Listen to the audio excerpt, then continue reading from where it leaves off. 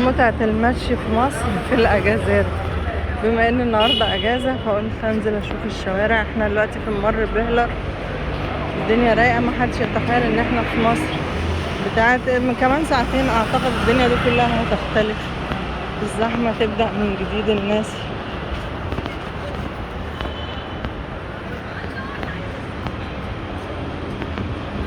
جو يعني حر ومش حر قوي، بس المشي في الرواقة بعيد عن الزحمة احسن. تعرفي تشوفي المحلات كويس.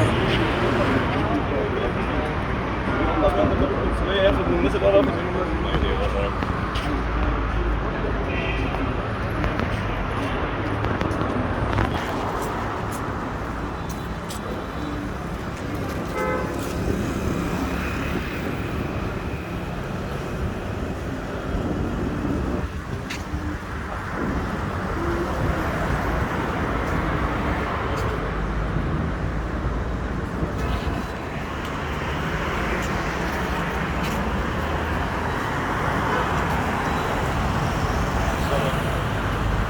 ايوه يا سيدي،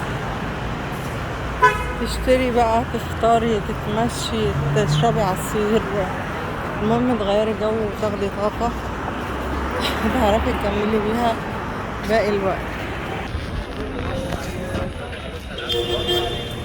خرجنا من ممر بهلر لطلعت حرب.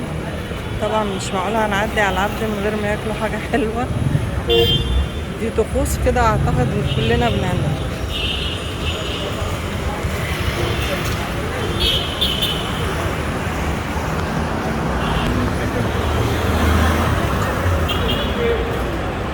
خلصنا العبد يا دوبك وخرجنا، هتبتدي الزحمة بقى تنزل. يعني يا دوبك هي بتفرق ساعة مثلا في الأجازة. الناس تصحى بدري، تصحى متأخر شوية وبعدين ينزلوا بقى زينا.